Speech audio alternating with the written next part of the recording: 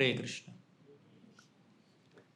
My humble obeisances to all the devotees we have assembled here for the special Ramnavami event. And today I was asked to speak on the Sundarakanda, Hanumanji's trip to Lanka. I may not be able to complete. His Grace Brajavahari Prabhu will complete the remaining part. So I'll speak whatever I can in the next 1.5 hours. So Hanumanji is one of the most revered personalities in our scriptures. He is very dear to everyone, whether they are children or elders, old people, men or women or Indians or wherever you go, Hanumanji only has fans. Okay, so no controversy. Total not controversial personality, right? No one has any inclination to find any fault with Hanumanji's activities and attitude. So Hanumanji is one of the most trusted servant of Lord Ramachandra, and there are several sections in Valmiki Ramayan. So it begins with Balakanda, where you see the appearance of Lord Ramachandra, then Ram going with Vishwamitra, protecting his sacrifice by killing Subahu and chasing away Maricha. And we also have Ayodhya Kanda, where Ram's brief stay at Ayodhya after his marriage was mentioned. And then there are many other episodes like Aranya Kanda, then Kishkinda Kanda. But Sundarakanda is a very special section of Ramayana, very dear to many people. The very name itself suggests that it is very beautiful. Sundarakanda means very beautiful. The most beautiful section of the Ramayana. So we may think that what is so beautiful about Sundarakanda? Because Sita is lamenting in separation from Lord Ram, and Ram is lamenting in separation from Sita, and all the Vanaras, they were very anxious, they were very worried what's going to happen. And Rakshasas are in the situation where they have arrested Sita Devi, they have captivated her and held her in the Ashoka Vatika. So what is so beautiful about it? But Sundarakanda, if you observe, Sundarakanda transformed a tragic situation into a hopeful situation. The conversion of tragedy to hope can be seen in the Sundarakanda episode. All the Vanaras, right in the beginning of Sundarakanda, they were very anxious. Who will cross this Lanka ocean? But Hanumanji gave hope to them. Yes, I am there. I have the capability to cross this ocean. He gave hope to all the Vanaras. Then after crossing the ocean, Hanumanji gave hope to Sita Devi. Yes, there is someone. Since 10 months she was waiting. Who will come and rescue me? I am caught up here. So she was waiting for 10 months. But Hanumanji gave hope to Sita Devi. Then Hanumanji, after coming back from Lanka, he gave hope to Ram. Yes, one day I will be able to see Sita Devi. And he gave hope to Sita, Ram and Vanaras, but he destroyed the hopes of Lanka, all the Asuras. Thus, Hanumanji is that great personality who created hope in the lives of so many people, righteous people. So definitely Sundarakanda is Sundar. So one of our Gaudiya Vaishnava Acharyas, while writing a commentary to Bhagavatam, he mentions this phrase, Sundare Kimna Sundaram. Sundare means in the Sundarakanda section of Ramayan. What is not Sundar? Tell us. Sundare Sundaro Ramaha, Sundare Sundari Sita, Sundare Sundaro Kapihi, Sundare Kimna Sundaram. Lord Ramachandra is extremely beautiful. Even the moon has some spots. Ram does not have any spots, either in his form or in his character. Ram is extremely beautiful. Sita, of course, she is the personification of beauty. She is the internal energy of Lord Ramachandra. She is beautiful. And Hanumanji, although he is a Vanara externally, his heart is so beautiful and his activities are so sweet. So Hanumanji is beautiful. Sundare Kimna Sundaram. Tell us what's not beautiful in Sundarakanda. Everything is beautiful. Okay. So Ram uh, trusted Hanumanji. Although Sugriva was sending all his armies in 4 different directions, Sugriva thought that if at all Sita has to be found, only Hanumanji will be able to do it. So even before the endeavor to find Sita Devi began, even before the episode of Sita Anveshana began, it was already decided, expected that only Hanumanji will be able to accomplish this task.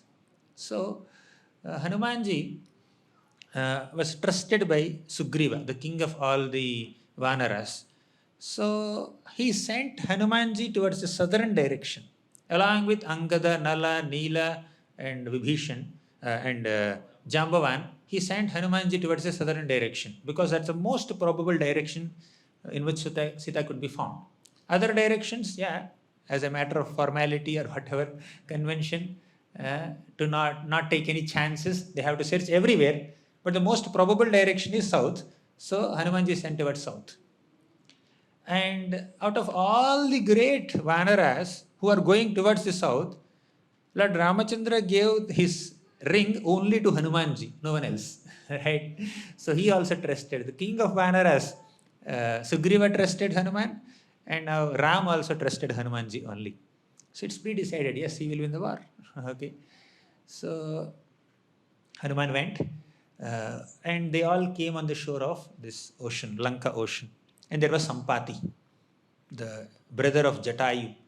Somehow through Sampati, they came to know that Sita must be there on the other side of the ocean, Lanka ocean, in the Ashoka Vatika, under the captivity of Ravana. So all the Vanaras now felt that, they understood that Sita is there on the other side of the ocean. Now the next question is, they need to cross this ocean. How can they cross? There is no bridge, there is no flight. Okay. And monkeys are not known to fly. They are known to jump. Monkeys jump, they don't fly. They don't have wings to fly.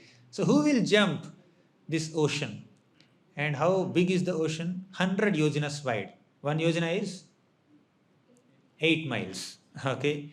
So 8 miles is 1 yojana. This is 100 yojanas wide. 800 miles long jump. Can anyone attempt that? So however big, powerful an athlete may be, he or she cannot jump 800 miles, right? So that's the task at the hand of all the Vanaras. So they were saying, I can jump if it is 10 yojanas. 20 yojanas I can jump. 30 yojanas also I can jump. Like that they were giving their figures, 10, 20, 30, 40, like that. Only Angada said. Angada is the son of Vali. He is the prince of Kishkinda, Kshetra. So he said, I can jump 100 yojanas, but I cannot come back. Right? I cannot come back. So someone has to do both, going and coming back. So then everybody was morose, so disappointed. Then Jambavan, who is acting like a guru now, very elderly soldier in Sugriva's army. Jambavan went to Hanuman and said, Hanuman, they are worrying, they are in anxiety, they are silent, it's justified. How can you be silent? How can you keep quiet? Only you have the strength to jump across this Lanka ocean, find Sita Devi, give her hope, and come back and give us hope. And go back and give Lord Ramachandra hope. You have that ability. So you can't be silent. Please do something. So Jambavan glorified Hanumanji, appreciated him, encouraged him. And Hanumanji was reminded of his own powers. So he expanded his size. He became so huge by the inspiration given by Jambavan. Very important lesson here. When we appreciate others, when we encourage others, when we speak in a positive note, that will empower them. Okay, they will feel a sense of confidence to do something, right? So appreciation, genuine appreciation, not just flattery. Okay, genuine appreciation, heartfelt appreciation and encouragement empowers us to do something unimaginable. But if we unnecessarily find fault with people, demean them, discourage them, disappoint them, demotivate them, their strength will decrease. Say their performance level is at this level, right? They have the ability to do something at this level. But if you appreciate them and give them some little push and encouragement, they can perform up to this level. Okay, their strength is this much, their strength will increase because of your genuine encouragement given. But if you speak in a very demotivating tone, discouraging tone, their confidence levels will go down. They will not be able to accomplish what they can ordinarily accomplish also. They will become weaker than themselves by demeaning words, right? By disrespectful words, disregarding words. But when you speak in an encouraging tone, that will increase their confidence, increase their strength also. They will be able to do something which is beyond their capacity. Okay, so Jambavan is acting as a guru, as a spiritual master, so that Hanumanji is reminded of his powers and then he is able to serve Lord Ramachandra. So, a guru is one who identifies the talents of the disciple and gives them sufficient inputs and guidance to attain success in Lord Ramachandra's service, in the service of the Lord.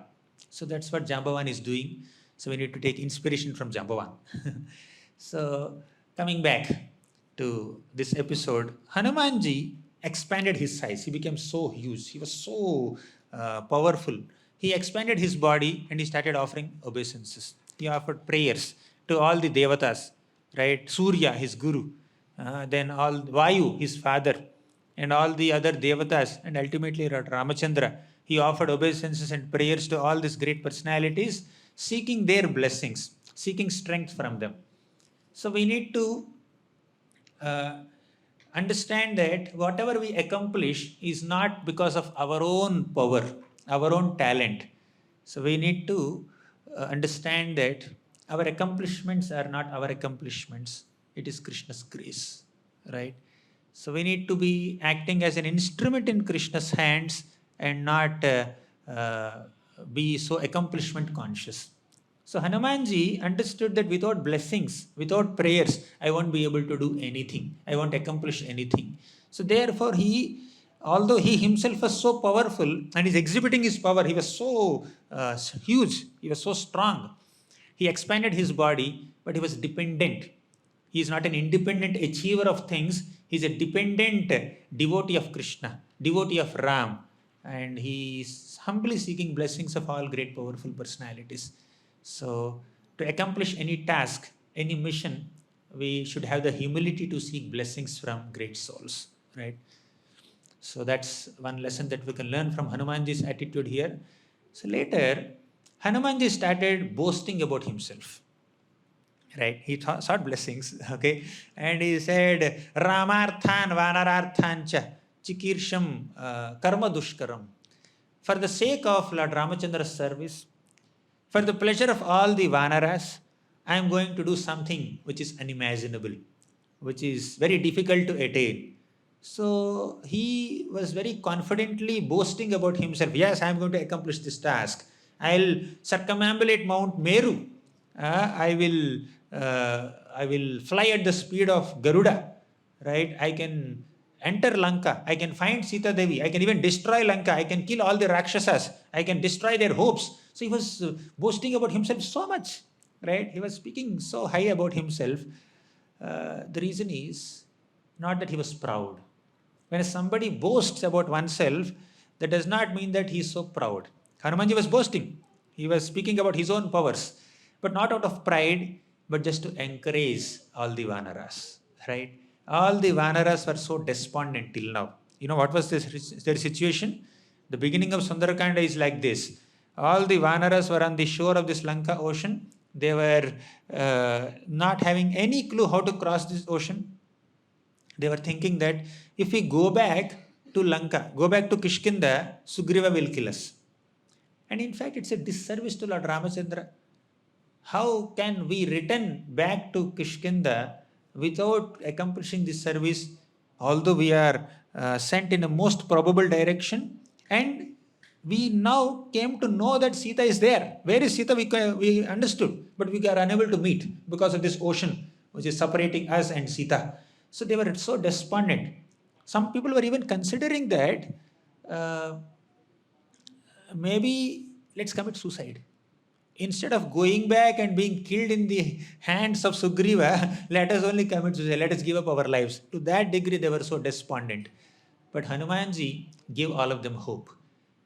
When somebody is so disappointed and discouraged uh, and despondent, to give them some assurance, some confidence, some hope, if you are speaking about your powers little more, that's not pride, by the way.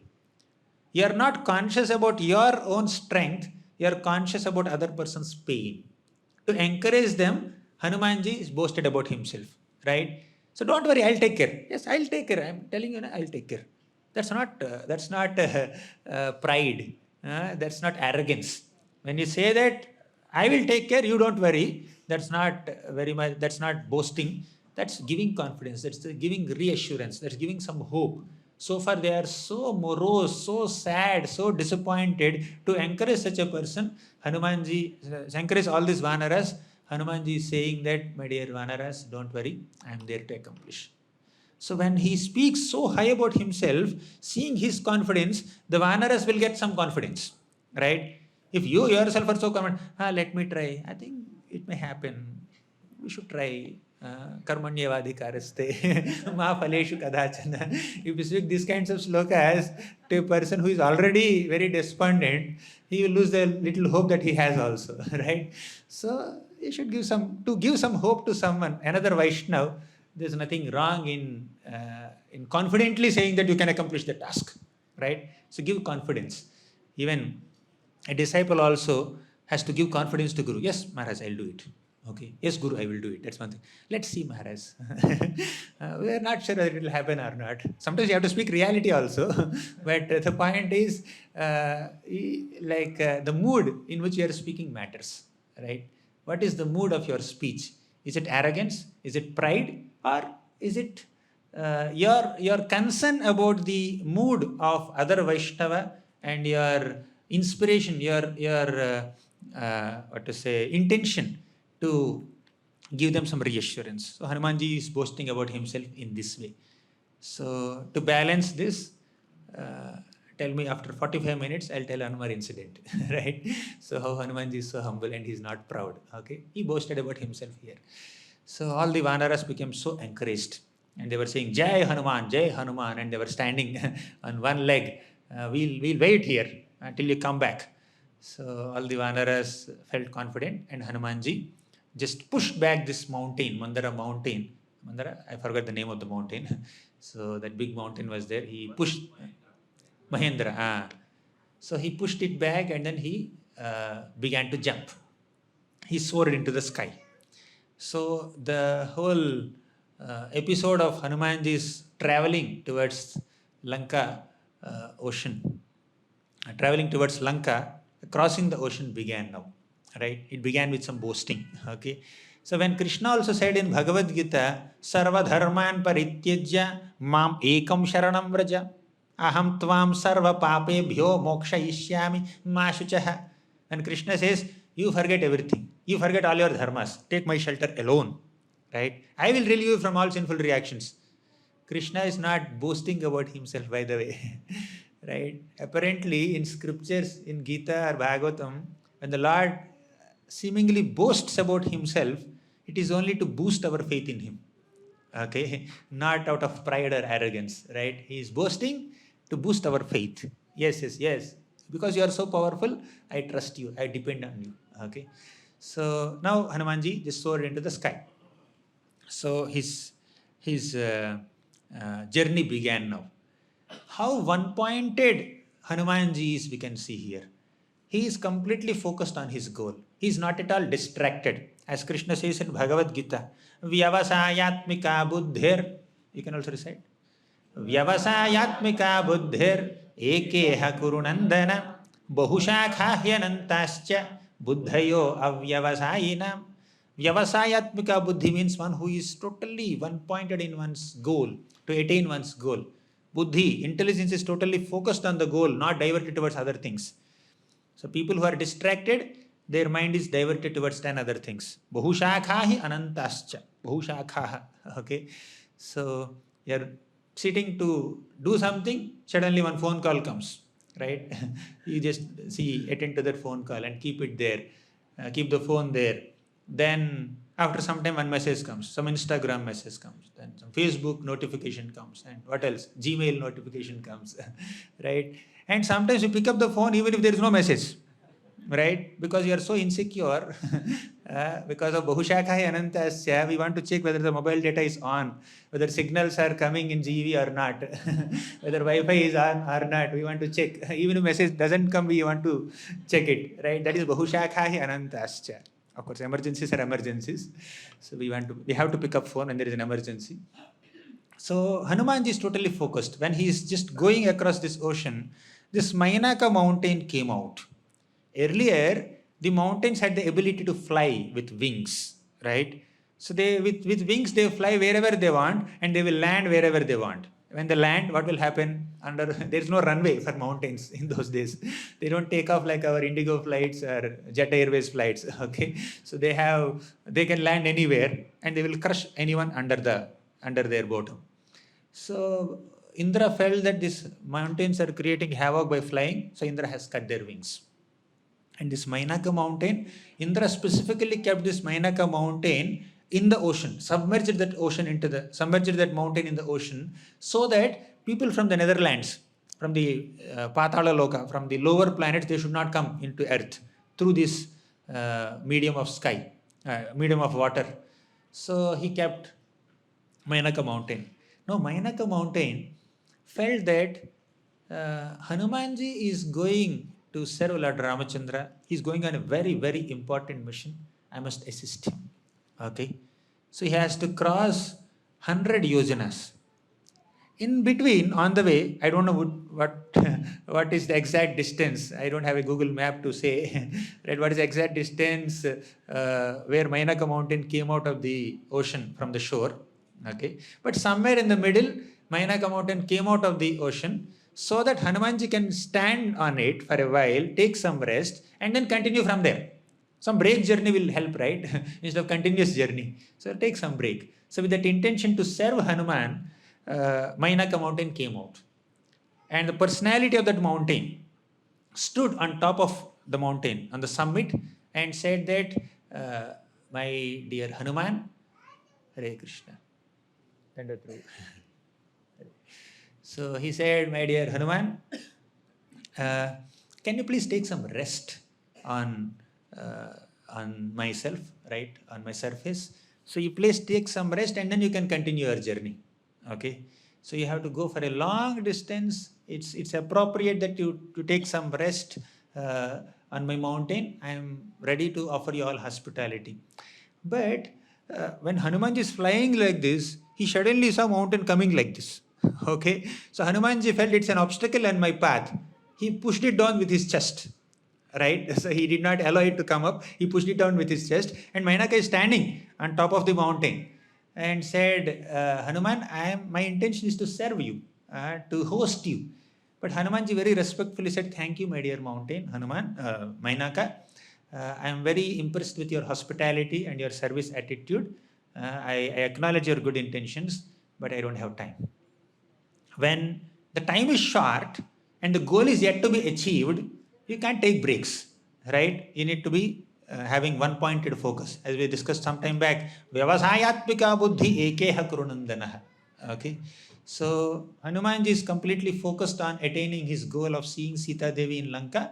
So Hanumanji did not accept this hospitality and respectfully, very respectfully, he denied. There is a polite way of saying no also. You have to say no, but you don't have to say it so harshly. Sometimes strongly saying no may be needed, but there's a polite way of saying no also. So we can't, when someone is coming with a genuine service attitude, you can't just reject it in a harsh way. So Hanumanji politely said, I cannot accept, I need to move ahead. So the lesson here is, when the goal is yet to be achieved and you have very less time, we cannot afford to relax. We cannot get into complacency. So facility that blocks our determination is not worth accepting, right? So determination we should have to achieve anything. And by the way, determination does not mean impatience. Okay? We have to be patient also. And patience does not mean complacency. Right? We have to determine also. That balance of determination and patience, Hanumanji showed it.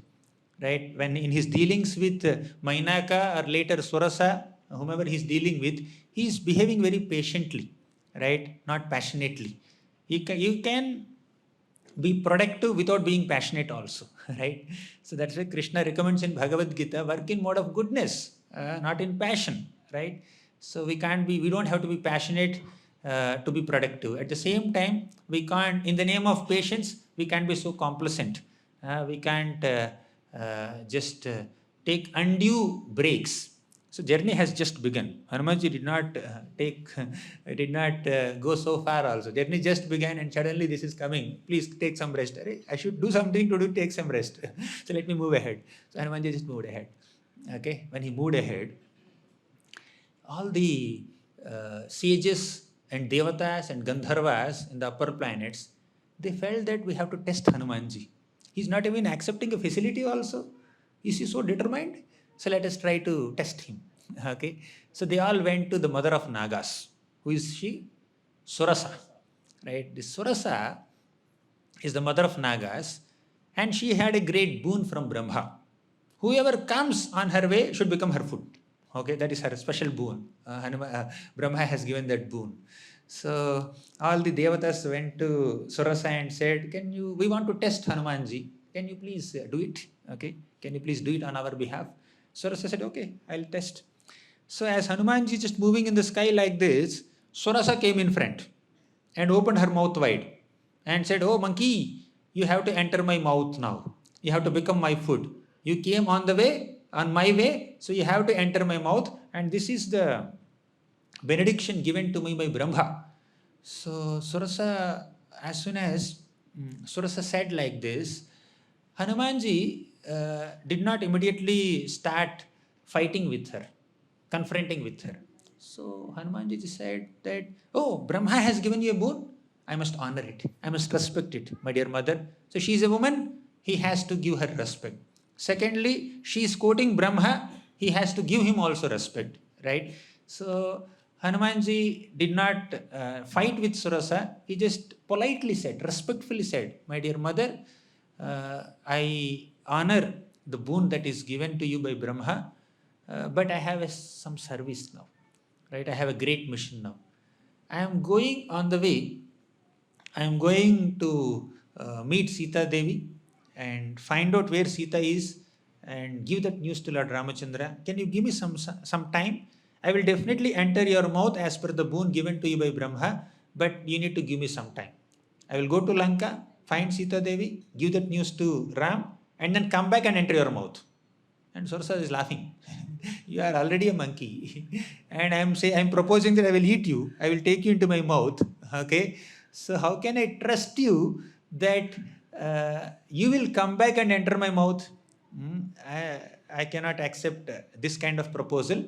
So it doesn't make any logical sense to me. I cannot trust you. So who will come back to just die? So you must enter my mouth now itself. Then Hanumanji politely said, no, my dear mother, I will definitely keep my word. Right? I will not take back on my promise. I will definitely come back and enter your mouth. So please allow me to go now. No, you cannot. She opened her mouth much wider, very wide, so that Hanumanji cannot move ahead in his direction only. Then Hanumanji is no less. So he politely spoke, but later he said, okay, she is expanding her mouth, I'll expand my body. So Hanumanji just expanded his body. He became so huge. And she expanded her mouth 10 yojanas wide. 10 into 8, 80 miles wide. Did you see 80 miles body, long body? So Hanumanji also expanded his body 10 yojanas. Then she made her mouth 20 yojanas wide. Then Hanumanji expanded his body 20 yojanas wide. 10, 20, 20, 30, 30, 40, 40, 50, 50. Competition is going on. It went up to 100 also. When Surasa opened her mouth 100 yojanas wide, Hanumanji became as small as a fly and entered her mouth fast and then came out also, quickly. Then Surasa before she could close her mouth only, Hanumanji is already out. And Hanumanji said, my dear mother, you told me that Brahma has given you a boon that anyone comes on your way should enter your mouth. I entered your mouth. and came out also, of course. Okay, that's a detail. That's not there. Brahma did not put a condition. Everyone should enter your mouth, star, conditions apply. He should not come out. Did he say that? No, no stars, no conditions apply. So I have I have entered your mouth, so you please allow me to go. Seeing the wit, respect, and cleverness of Hanumanji, Surasa was so impressed. She said, "My dear child, I bless you that you become successful in your mission." So humility invokes blessings. Arrogance and pride will even destroy blessings, right? So Hanumanji did not become egoistic in front of Mother Surasa. Although she came with an intention to eat him, to swallow him, Hanumanji was very respectful. Because an average conditioned soul, whenever he or she sees a threat to one's own life, the immediate response is to become insecure, right? Oh, they're harming me. They're taking away my life, or they're taking away my property, or my name, or fame, or opportunities, or whatever it may be. We are attached to something. Whenever somebody is coming to create an obstacle to our attachments, the immediate response that we show is an insecure response. Hanumanji is on a great mission. That's a selfless mission, selfless service. Right? He's finding Sita Devi only to serve Lord Ramachandra. He's already selfless by default. So now she is coming and putting a block in his path. He did not become impatient or arrogant or proud or insecure. He thought with a cool head. Right? He composed himself and in great composure, he started speaking in a very polite tone, respectful tone, without being agitated. Anudvega karam vakyam he was speaking, and he did not get into any egoistic competition. So Hanumanji understood, my mission is to find Sita Devi and inform Lord Ramachandra. This is my mission. Now she is not allowing me to move ahead. How can I move ahead? By removing this obstacle. That should be his focus. He did not get into an egoistic competition with her. Oftentimes, when we want to achieve some goal, some reversal is coming, some obstacle is coming.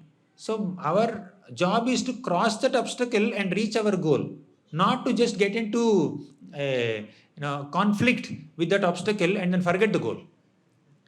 Hanumanji did not get into an egoistic competition. He was thinking that my job is not to just expand my size and show how much I can expand my body. She's expanding her mouth so wide, I'm expanding my body so large. So Hanumanji's mission is not to show that I can expand my body as large as or much larger than how Surasa can open her mouth. Right? It's not that Hanumanji has to win an egoistic competition between himself and Surasa. There was no competition only, by the way. We imagined competition. Right? We think that there is a competition between me and this person. There is no competition. It doesn't exist. Right? It exists only in the material mind of a person. Other person may not like to compete with us. Right? But we feel like competing with them and defeating them.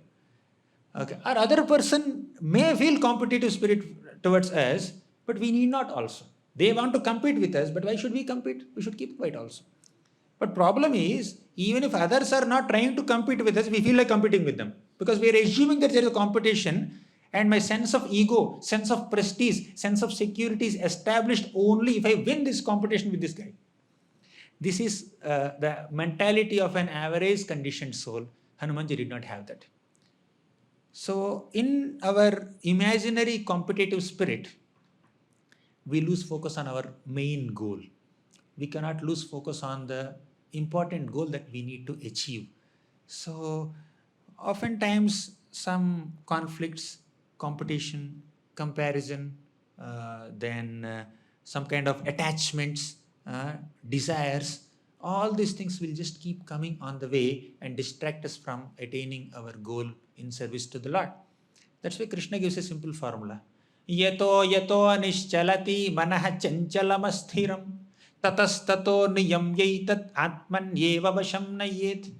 Whenever the mind goes here and there, a focused devotee should try to bring the mind back an attempt to bring the mind back, whether we are doing japa or reading Bhagavatam or doing something or something, when we try to bring the mind back and focus on our activity, that is called attentiveness, right?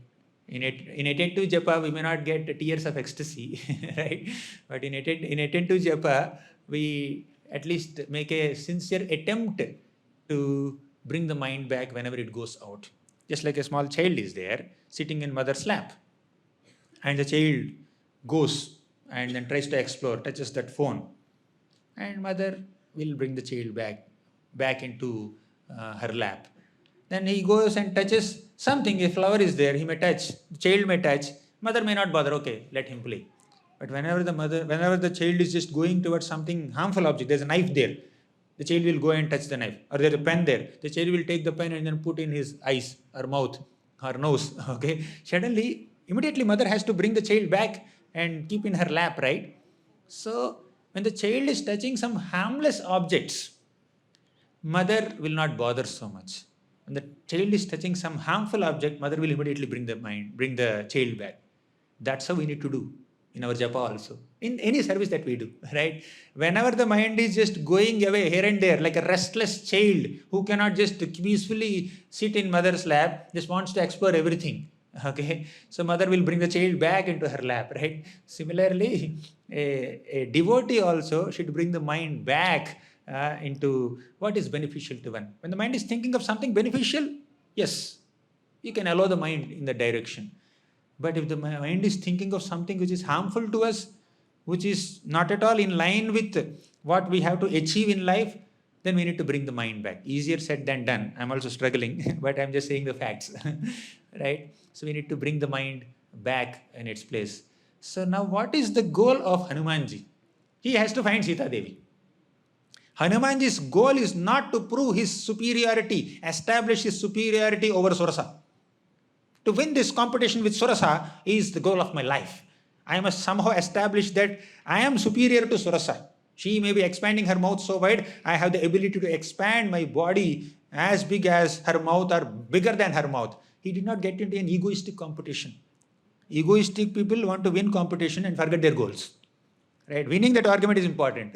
Once I saw in an airport, somehow the air hostess could not communicate some message to a passenger, right, in a way that probably he's expecting, right?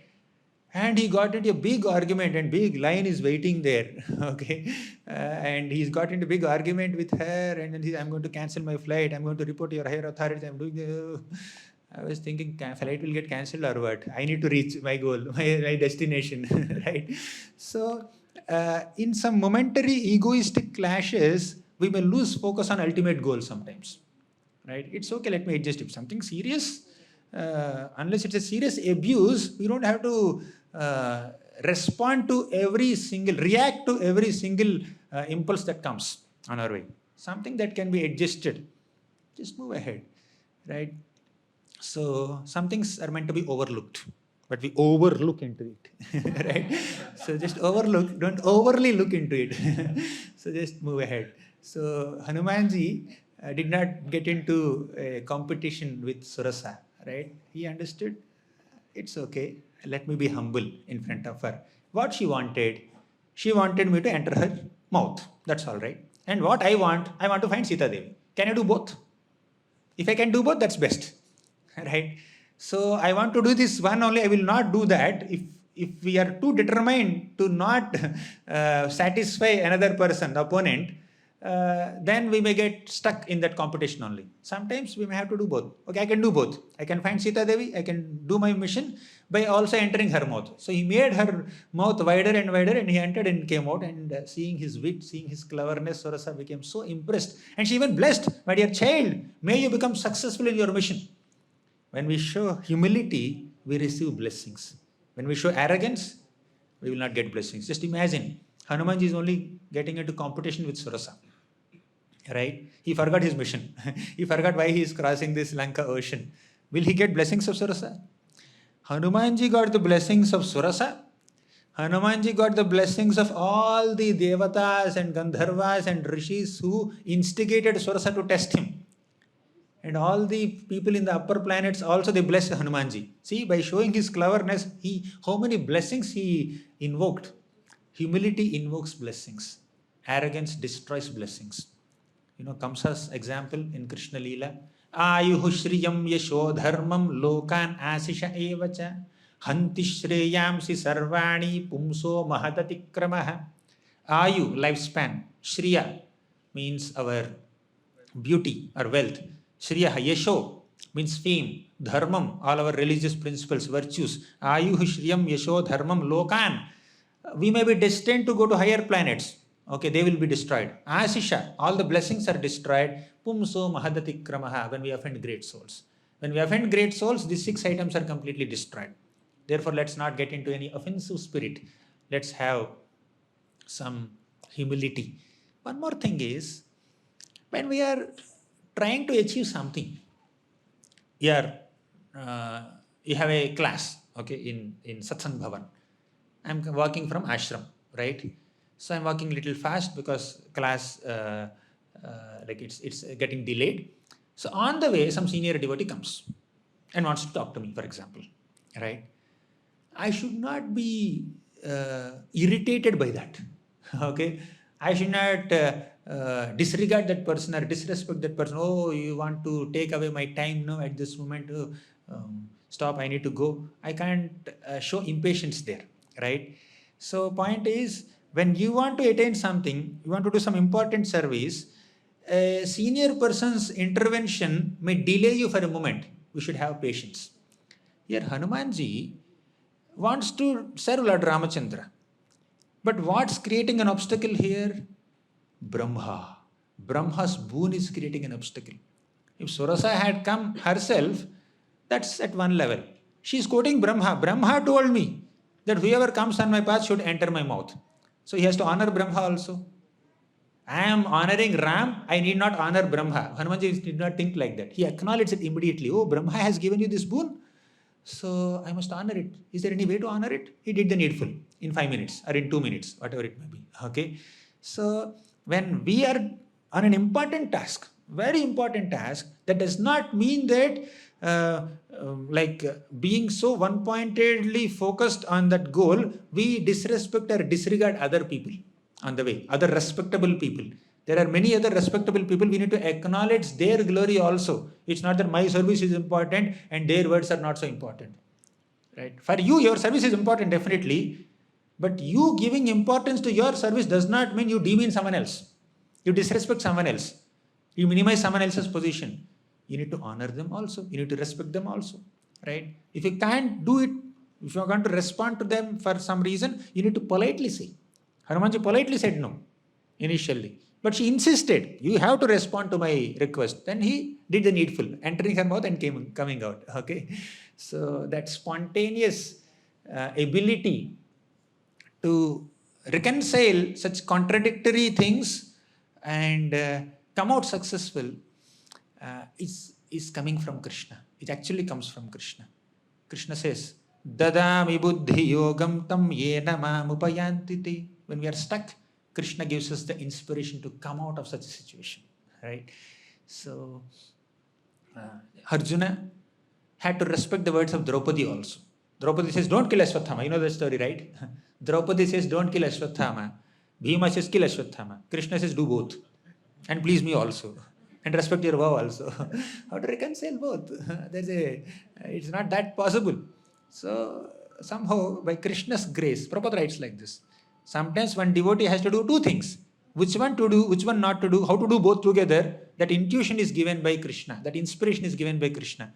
So Arjuna was given that inspiration to remove the jewel from Ashwathama's head, which is as good as death, but he spared his life also. Okay. But in Damodar Leela, Mother Yashoda, could she manage to do that? So she was feeding her milk to Krishna, and the Padmagandha milk in the stove is just overflowing. So she has two things to do. Continue to feed Krishna and save Padmagandha milk. What she has to do? She has to choose one only. So Acharya Jiva Goswami says that she can carry Krishna while feeding him, she can go and then take care of the milk. But if she does it now, she has to run very fast. Okay, I don't know how many of you have the experience of seeing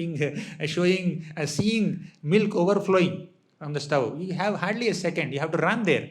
If she carries Krishna, she may drop Krishna. For Krishna's safety only, she took 1 moment break, right? So sometimes you cannot do both. Sometimes you can do both. Sometimes satisfying both parties is possible. Sometimes it's not possible also. So which one to give priority? To the degree we are sincere, to that degree Krishna gives us the inspiration and intuition to make one choice. Yes, this is what you need to do. This you can give second priority, right? So that intuition is given to us in response to our sincerity, our sincere intent.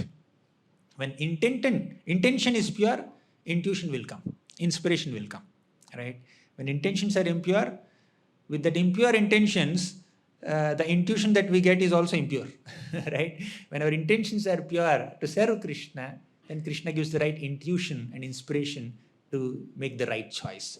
Now Hanumanji just moved ahead. As he was moving ahead, at one point, he felt a great depletion in his strength. He felt that I just began my journey. Did I become so tired, so fatigued, so fast, or what? I'm unable to move further. What's happening? Hanumanji reflected, why I'm unable to move.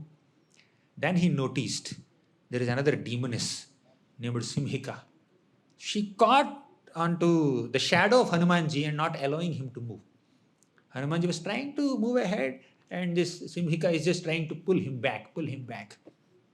So this is envy. When we are trying to accomplish some task, some service, there are some people who may test us. So we need to pass the tests. So Surasa tried to test Hanumanji, and Hanumanji passed the test. But Simhika is not testing. She, out of envy, she's trying to create an obstacle. So this obstacle that is created by Simhika is not a test for Hanumanji. It's test in one sense, but she did not intend to test. Some senior people may just test us. Oh, you can do that. Okay. What if this happens? What if that happens? What if this happens? And they try to test your response. They try to understand whether you are capable of doing it or not. So that we should take in positive spirit. But there are some people, out of their envy, they try to pull us back, right? So we cannot fail in our service to Krishna because of people who are envious of us. So we need not allow someone else's envy to block our progress in bhakti, to block our service to Krishna. Just because this person is envious of me, I cannot just skip this service. Why should I do this service? So one day in our VTA, so one of our devotees asked, Prabhu, when I do this service now, these people are commenting on me. These people are saying, oh, you're so big, you're so glorious, you're this. So they're taunting me. So that's why I feel like not doing this service, Prabhu. He said, just because people are taunting you, sometimes they may make fun, they may just joke with you. And even if they're really envious of you, that does not mean you stop your service. You have to continue your service, right? So stopping your service is not humility, by the way, right? So continuing the service by tolerating, that is humility, right? So in the name of humility, in the name of tolerance, we need not allow ourselves to get exploited by others, right? Tolerance is important, but when to tolerate, when not to tolerate, how much to tolerate, we need to know according to time, place, circumstances, and the candidates whom we are dealing with. Krishna gave this teaching of tolerance. Matra sparshastu kaunteya sitoshna sukha dukkhadaha agamapayino nityaha tamstitikshasva bharata. So Krishna said that just like winter and summer come and go, similarly happiness and distress also, they come and they go. It's natural, right? It's anitya. Anitya means it's non-permanent. It's temporary. Therefore, you tolerate. So Krishna is giving teaching of tolerance to Arjuna, but he's saying fight with the Kauravas, fight with Duryodhan, Dushyasan, Karna, Shakuni, and party. So initially, Arjuna was exhibiting tolerance. No problem. I will tolerate all their injustices that are done to me. Okay, so I don't want kingdom. I will go and beg. I will live like a Brahmana. I will live like a sage. I am not very greedy for the kingdom. Okay, I will tolerate. I will tolerate. So Arjuna is saying this in the first chapter. Okay, Uh, but Krishna says, no, you have to fight. Now he is saying tolerate. So in what context? Krishna said that Arjuna, soul is ever alive. Body is never alive. Okay. Even if you don't kill these people, don't think that they will go home. Prabhupada says like this in one lecture. Okay. Even if you don't kill this Bhishma, Drona, Karna, Shakuni, etc., they will not go home. They will die one day. If you don't kill them, someone else will kill them. If nobody kills them, there's a natural death. There's something called natural death. Because the body becomes old, it has to die one day. So you cannot live forever in the same body. So you are only killing their bodies, you are not killing their souls, right? So please continue to fight. Then Arjuna said, yeah, I understood Krishna, very logical statement. I am not killing their souls, I am killing their bodies only, but I am connected through their bodies. So naturally when their bodies die, I will feel morose, I will feel sad. Yes, Bhishma's soul is not dying, Bhishma's body is dying, but I am connected to Bhishma's soul through his body. So I cannot tolerate it. Then Krishna says, tolerate it. You have to tolerate it, right? Tolerate separation from your relatives, but don't tolerate the injustice done by them. What tolerance Krishna is speaking? Tolerate separation from your family members. Don't tolerate their adharma.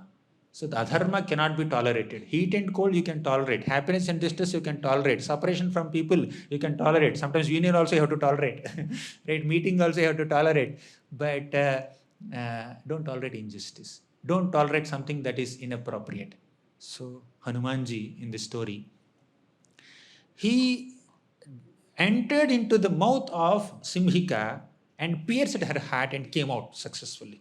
Destroy envy. Right? Don't allow yourselves to be blocked by someone's envy. Just move ahead in your service. Make sense? Are you able to follow so far? Right? So Hanumanji just moved ahead. So many obstacles. Okay. Earlier, despondency caught him. Right? When everybody was morose, all the Vanaras were morose. Then Jambavan came and glorified Hanumanji, appreciated Hanumanji. We discussed elaborately how genuine appreciation empowers us. And discouraging words will disempower us, right? Genuine appreciation will increase our strength, while demeaning and discouraging statements will decrease our strengths. We have seen that lesson. So then Mainaka, one more lesson we have seen. Then Sirasa, one lesson. Simhika, another lesson. So now we are moving ahead. Hanumanji crossed this ocean of Lanka. He landed on the shore of Lanka ocean. Then Hanumanji felt as if he just started the game.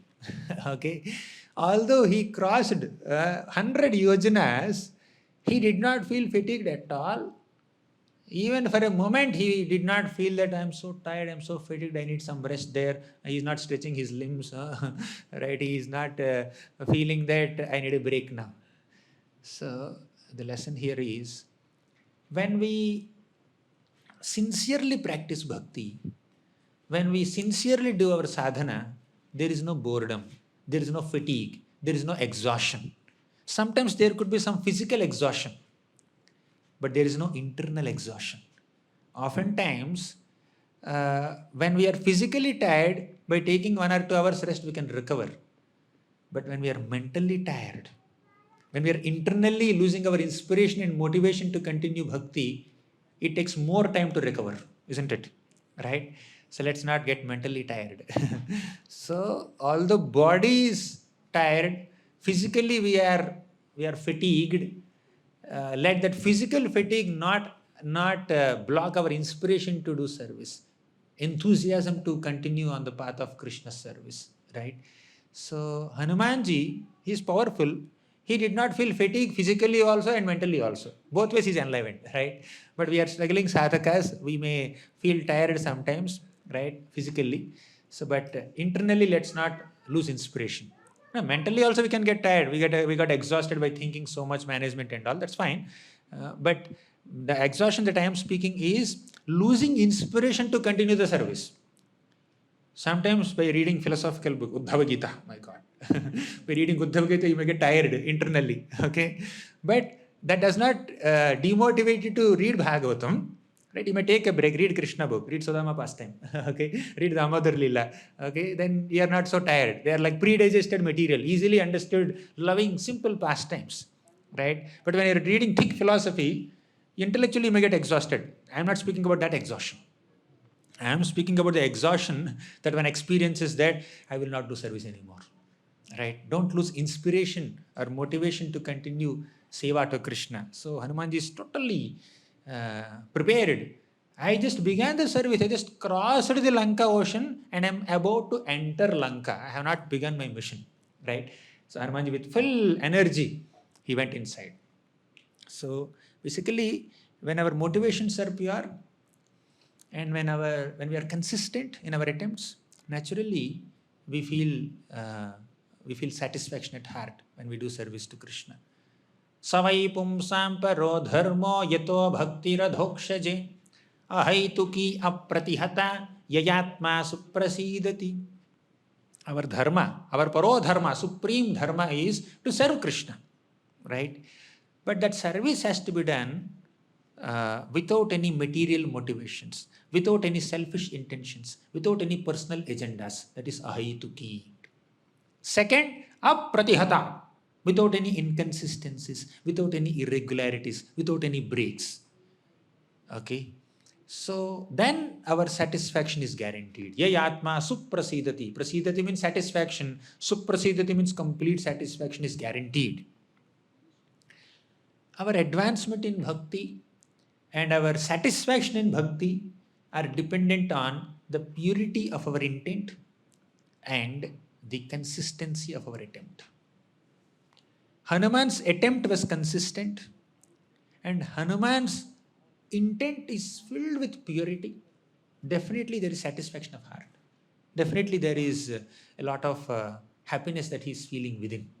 So Hanumanji felt so happy and he was prepared to enter Lanka. So as soon as he was attempting to enter Lanka, there's a Lankani, okay. So that demoness who was guarding this Lanka city, she appeared there. And she said, "Who are you?" Hanumanji, till now he was so huge, he became like tiny like a cat, right? He was so small. So Lankani asked, "Who are you entering here?" Then very cleverly Hanuman replied that, "I am just a small monkey. I heard that in Lanka there are so many gardens and so many fruit trees. I want to taste those fruits. Can I go? Can you allow me inside so that I can taste some fruits?" She said, no fruits for you, right? You can eat any fruit that you want outside Lanka, not inside Lanka. As long as I am there, you cannot enter. Then Hanumanji thought, okay, I must do something to cross her. So many demonesses are blocking this Hanuman. So Hanumanji went inside. Hanumanji, just to confront with Lankani, he expanded his size. He became so huge. And he just punched on her head. Okay. And she fell down, collapsed on the ground and said and Lankani said that, Hanuman, Brahma gave me a boon. Looks like Brahma has given so many boons to so many people. He said, Brahma has given me a boon. When a monkey overpowers me, that's the beginning of the destruction of Lanka. So looks like Lanka is going to be destroyed very soon because you have overpowered me. I give you blessings. Go inside. Do whatever you want. Eat any fruit you want. And do whatever you want. So Hanumanji, with the blessings of Lankini, he just entered inside. Right? Sometimes he's showing his strength. Sometimes he's showing his wit and clever attitude. So Hanumanji is doing so many things to do the needful. Do the needful to serve Krishna. That's what we learn from Hanumanji. Okay. So he entered. So slowly he moved into Ravana's palace. Nobody could have expected that some monkey will enter Lanka because Lanka is very much well guarded by Lankini. When she gave permission, when the watchman is giving permission to enter the bank, enter the treasure house, who can stop the thief? So Hanumanji just royally entered inside, but still maintaining his small position as a small monkey. He's just moving here and there and entered Lanka's Ravana's palace, right? So Hanumanji is like Ramaban. You know Ramaban? So Lord Ramachandra's arrow can never see defeat. When Ram releases an arrow, it has to pierce the target. Hanumanji is like that. Hanumanji considered himself like that. Yatha Raghava Nirmuktaha Sharaha Swashana Vikramaha. Yatha Raghava Nirmuktaha. That arrow which is released by Rama, that is me, Hanumanji said like this. I am like Ramaban. Apart from all the other kinds of boasting that he has done, I will do this, I will do that. One of the boastings he has done is, I am Ram's instrument. So, one who is acting as an instrument in the hands of the Supreme Lord can never fail in one's endeavors. Right? So, Hanumanji just entered inside Lanka, Ravana's palace. And the palace was 80 miles long. It was filled with 100,000 servants, Rakshasas. It was guarded by 100,000 Rakshasas. He entered inside. It's the evening time. Then so many ladies were carrying some paraphernalia, some wine and all that, entering Ravana's palace. It's the time for them to do their sense gratificatory activities. So Hanumanji is just moving around in the palace of Ravana. Within that Ravana's palace, there is Pushpaka chariot. It is so huge. That chariot is filled with so many dolls of so many imitation swans and peacocks and elephants, and there is a Lakshmi Devi's idol, the statue also. I'm not sure whether we should all deity. Okay, so deity, okay, maybe. So Lakshmi Devi's deity also, and then some elephants were there. So it's a golden chariot. So Hanuman just jumped on the chariot, and from top he's just observing everything. So people were dancing and singing and drinking and then falling apart, being unconscious, and then Hanumanji is looking at all these people, and slowly his glances went on Ravana. Ravana was on a very big couch, very powerful personality. He is just lying like this, and Ravana had this ability to manifest his 10 heads whenever he wants, and he can withdraw also whenever he wants. Okay, he's lying on the couch, and he has some cuts on his face and the body. We may have some marks because of pimples and all, but he has some marks because of the war that he has fought. Right? So many weapons were trying to pierce his body, and he has all these wounds. And these wounds are considered the ornaments of a Kshatriya's body, right? A warrior's body. So his whole figure was awe-inspiring. Hanumanji at a moment said, oh, he's a very powerful person. Hanumanji was also impressed. So he was looking at all these ladies, carefully seeing their features.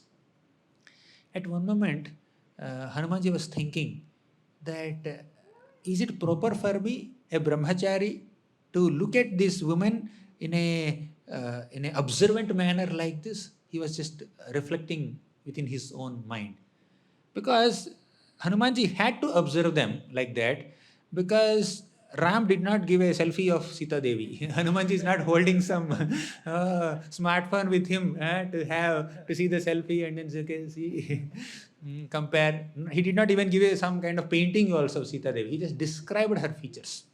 Right? He just described the features of Sita Devi, and he's searching for the features in all the women that he saw. So he reconciled within. It's the intention that matters. I am never intending to enjoy with this woman. I am not looking at them in a sense gratificatory mentality. I am just looking at them to search for Mother Sita. So therefore it was necessary for me to see them. So Hanumanji reconciled within. So sometimes some kind of thoughts will come within our minds. Am I doing right or wrong? That's good. That self-introspection is very much important for our spiritual growth. We need to check our motivations every now and then. I am doing this service. Am I doing this service for sense gratification or name, fame, prestige, money, this and that? Or am I doing this as a service to the Supreme Lord? So Hanumanji is teaching us that we need to introspect every now and then. We should do nididhyasanam, right? So when we honestly contemplate on our own activities, naturally our mistakes and our strengths are revealed to us by honest contemplation. So Hanumanji was looking at all these people, and he saw one woman, one lady, very well dressed, very much different from all the other ladies who are lying there, right, in unconscious state, drinking and singing. So she looked very chaste, very effulgent, very beautiful, very dignified.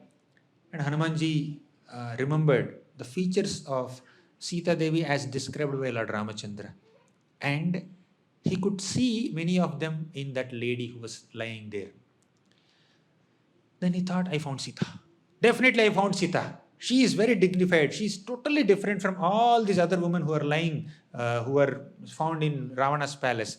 He started jumping up and down like a monkey, right? He started clapping and he started slapping his arms and he started kissing his tail. So he was doing all kinds of things. And then after a moment, he introspected again.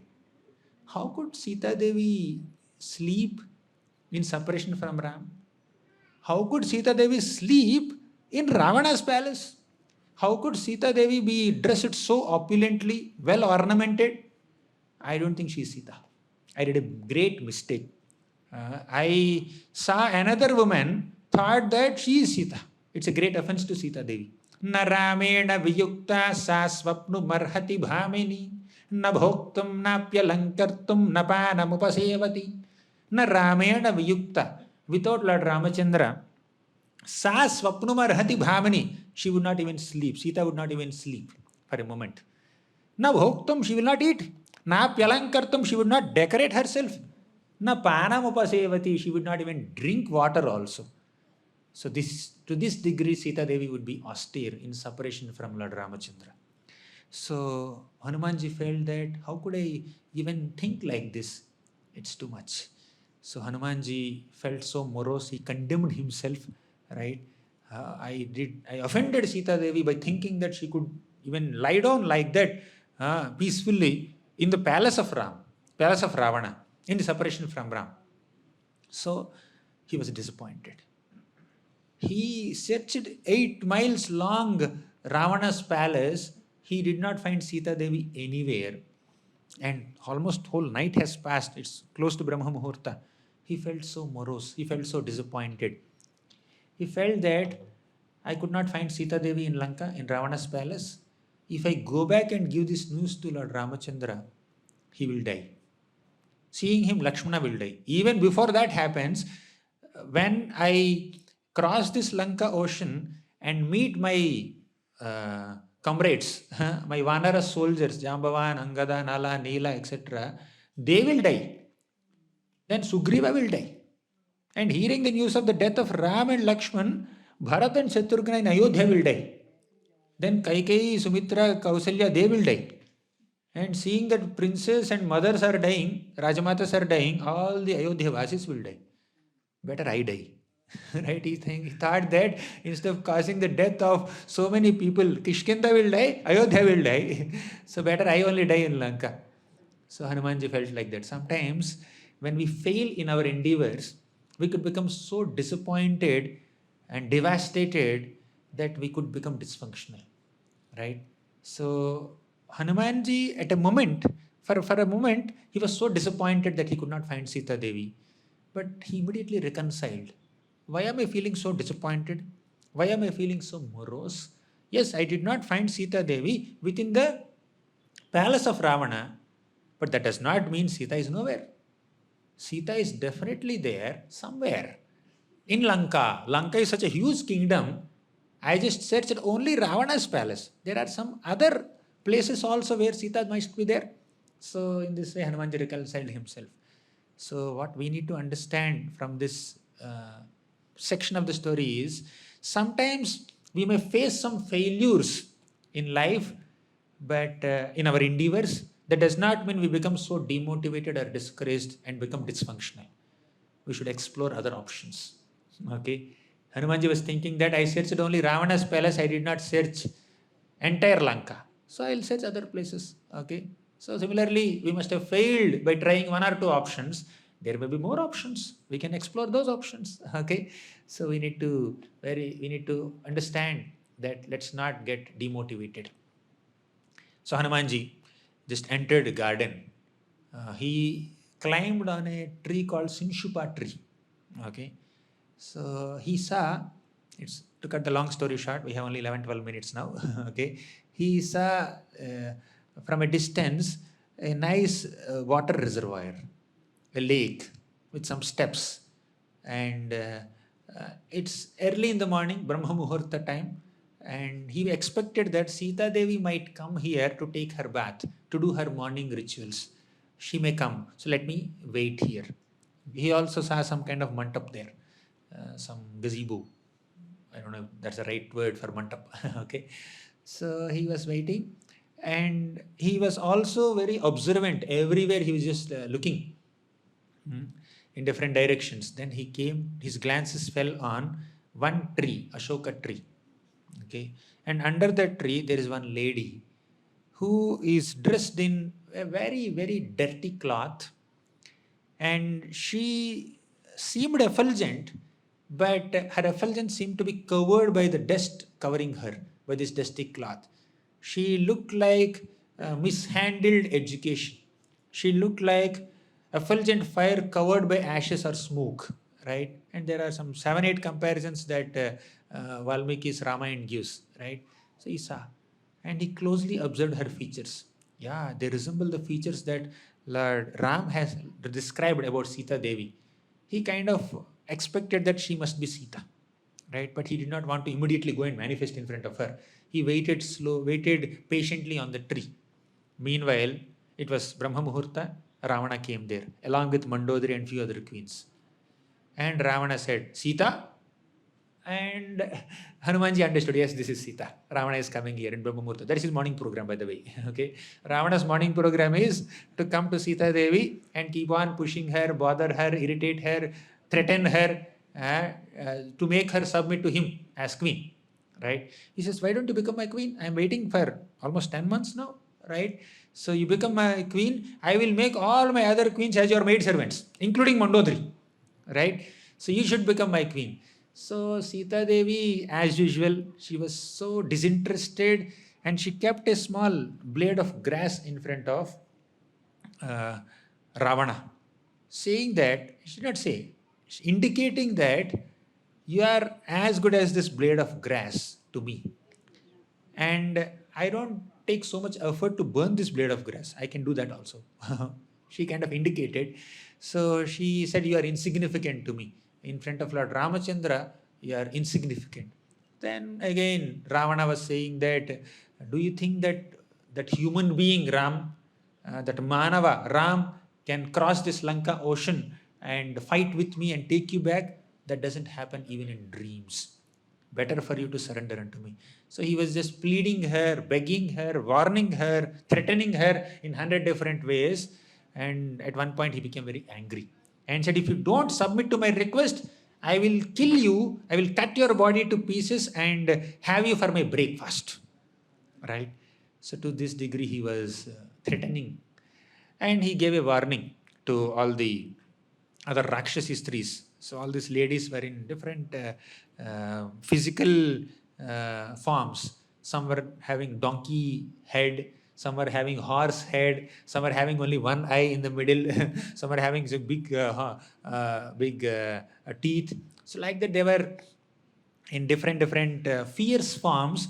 And Ravana said, you make Sita submit to me as early as possible, and you do some Ravana Katha, not Ram Katha. Do some Ravana Katha, glorify me, how great I am.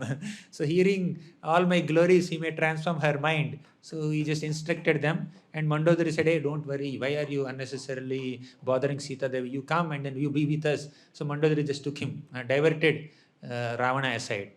Then all these ladies surrounded Sita Devi and started doing Ravana Katha.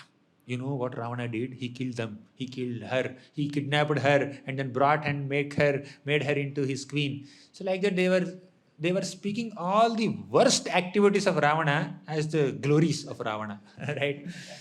Can you just imagine Sita Devi's predicament? She was in a place where all 4 regulative principles are constantly broken.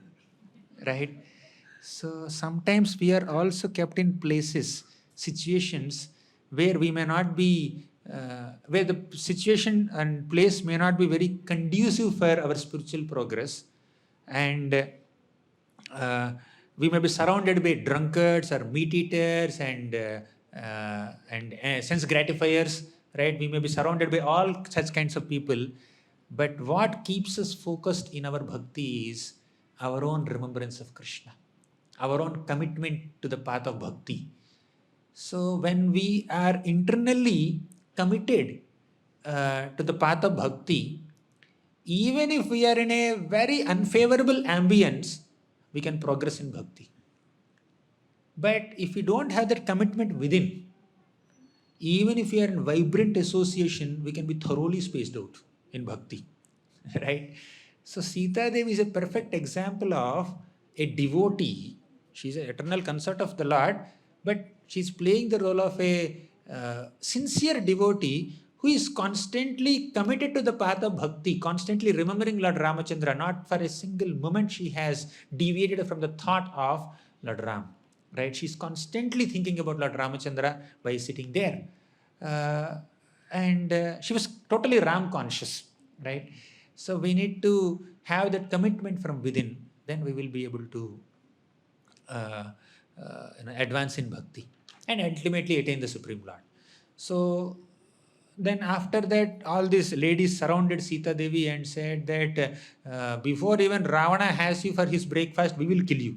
We have not eaten human flesh for a long time. I will eat your leg. I will eat your hand. I will eat your cheeks. So like that, they were just threatening her in 100 different ways. And she broke into tears. And she was even thinking of committing suicide, right, at this moment. And Trijata came. So Trijata was a relative of Vibhishana. She is little kind upon Sita Devi. And she came and she narrated her dream. And in her dream, she saw that Ravana was defeated by Ram.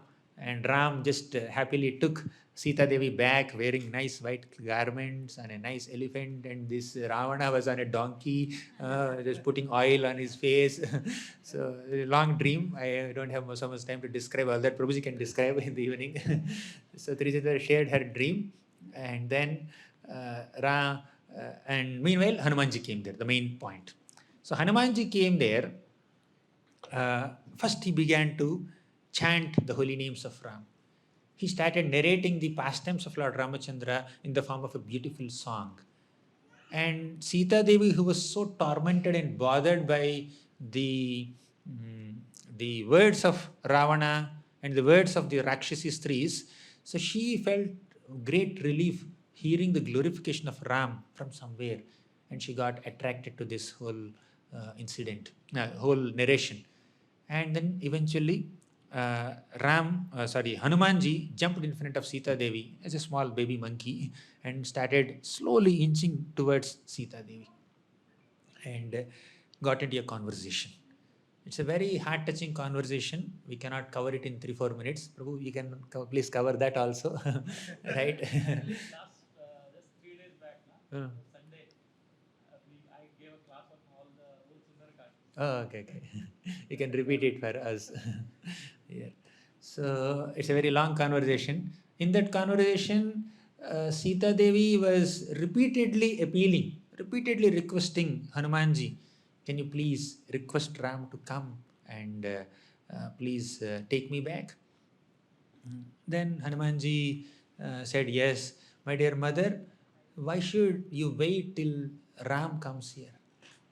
Please, just sit on my back, I will take you to Lanka. Within few moments, you can have darshan of Lord Ramachandra. Please sit on my back. Then Mother Sita said, no, how can I touch another man? When Ravana kidnapped me, I didn't have an option. So he touched me. Otherwise, I cannot touch any other man other than Lord Ramachandra. Then it's not a very logical reason. Hanumanji also kind of said, like, my dear mother, yeah, my mother, I am son. If mother touches son, what's the problem there, right? And another point, Ravana never touched Sita. That Sita that Ravana has kidnapped was Maya Sita. So what Sita said now is little illogical, right? But she gave the important logic. She said that Hanumanji, you are so small, can you carry me? Right? How can you carry me? You are so small and your enthusiasm I can appreciate, but your ability I doubt.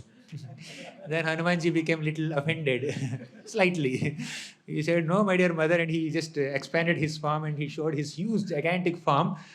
And Sita Devi said, "Yes, yes, I am confident. You can take me across Lanka Ocean. But I cannot come with you." This Ravana came in disguise, as a Brahmana says, and kidnapped me. And if you come and then take me away in a stealthy way, it doesn't add to the glory of Lord Ramachandra. It's a disrespect to Lord Ramachandra. Ravana kidnapped me without the presence of Lord Ramachandra. If Ram comes here, fights with Ravana, defeats him or kills him, and then he takes me, that is an appropriate way, right? So let that happen. It's more respectful way. I'll be done for 2-3 minutes. So it's a very respectful way. Then Sita said, "Okay, fine. It's very good. Hanumanji said, "Yes, mother, I can understand your intentions. So you can do like that only." Now Sita had another doubt. Somehow you crossed this Lanka Ocean and came here. Can Ram cross? Can Lakshmana cross? Can Sugriva cross? Can Jambavan cross? Can all the Vanara Sena, can they come here on this shore? You know what Hanumanji said? He said, "My dear mother, I am coming here as a messenger of Lord Ramachandra. I am so weak. Okay? Who is sent as a messenger? Only weak people are sent as a messenger. Hey, take this message and give that person." That's what messengers are used for. So I am so weak. Every single Vanara in Sugriva's army is either more powerful than me or at least equally powerful like me. Right? So I am the weakest monkey. No one is inferior to me. They're equal to me or superior to me. Guna adhikan or same quality. There is no guna adhaman in the army of Sugriva. Then Sita felt confident, assured, yes, Ram can come and rescue me. Now, just remember what we discussed maybe 60 minutes back or 70 minutes back. Hanumanji, before crossing this Lanka Ocean, he boasted about himself. He said, "I can cross this Lanka Ocean, I can destroy Lanka, I can kill Ravana, I can do this, I can do that, I can circumambulate Meru mountain, I can be as fast as Garuda or faster than Garuda, I am like this, I am like that." He was boasting about himself so much. Now he humbled himself. "I am the weakest monkey in Sugriva's army." He's the only person who could cross Lanka Ocean in Sugriva's army. Now he is saying that I am weakest. So Hanumanji, was he inconsistent in his words? Was he speaking lies? He was speaking untruthful words. There he is speaking in one way, here he is speaking in another way. So there is no consistency in his words, right? We need to understand that Hanumanji is not interested in either boasting about himself or presenting himself very low, because he is not suffering from superiority complex or inferiority complex, right? Which will make our life complex. Okay, he is not suffering from envy or pride, right? He is just concerned about the emotions of other Vaishnavas. In the case of Vanaras, they were so despondent, they were so morose, they were so disappointed that this ocean is so vast and none of us could cross this ocean to find Sita Devi. We will do disservice to Lord Ramachandra. Sugriva will become angry to us. So they were feeling so despondent. To encourage them, to reassure them, to give them confidence, Hanumanji said, "I can accomplish this task." Hanumanji boasted about his own strength to encourage, to give confidence to the Vanaras. Same thing he is doing in front of Sita. Hanumanji minimized his strength, minimized his position, and presented himself low, humbled himself in front of Sita Devi to encourage her. Whether Hanumanji is speaking high about himself in front of Vanaras or speaking very low about himself in front of Sita Devi, his intention is same. His intention is to encourage Vanaras here and encourage Sita Devi there. Give hope to Sita and Vanaras. Give confidence to Sita and Vanaras. Give a reassurance to both these parties. This is the nature of a devotee. This is Vaishnava culture. A Vaishnava is not interested in boasting about himself or presenting oneself so lowly in an artificial way or in the mode of inferiority complex. Do the needful to encourage the Vaishnavas, right? So for that, even if one has to speak low about oneself, although one is capable of doing something, if you present yourself incapable of doing it, it's not being untruthful, right? Because your intention is to encourage the Vaishnavas. Although your level is here, I will take care, don't worry, I'll take care. Man. So you're giving that confidence to other Vaishnavas. We discussed it elaborately. You're giving that confidence to other devotees just to encourage them, just to hope, just to give them hope, right? So Hanumanji he has converted this Sundarakanda, which is filled with tragedy, into a very hopeful situation for Vanaras, for Sita Devi, ultimately to Lord Ramachandra, and he created a hopeless situation for all the Rakshasas. How he did it, Brajvari Prabhu will discuss in the evening. So with this I'll conclude. Hanumanji is a very illustrious personality, filled with all kinds of good qualities. He is that servant who has given complete pleasure to his master, completely satisfied his master. There are three types of servants. One servant is whatever service is given to him, he will do it. Second servant is whatever service is given to him, he will underdo it. He will not even do it properly. Third servant is whatever service is given to him, he will do it effectively and he will do much more than that also. Understanding the mood of the master. Hanumanji could understand the mood of Lord Ramachandra, and Ram also felt so indebted, so grateful to Hanumanji and embraced Hanumanji. Right? Hanumanji was attached to his quote-unquote body because Lord Ram embraced. It's not bodily consumption, right? Because Ram embraced that body. So we should always see the spirit of a person's activities or words more than just going by external actions. So Hanumanji's several activities in this Sundarakanda reveal his glorious character and give great instruction to all of us in our spiritual life. With this, I'll conclude. Jai Hanuman. Sundarakanda ke jai, Shri Ramanam Mahotsav ki jai, Srila Prabhupada ki jai.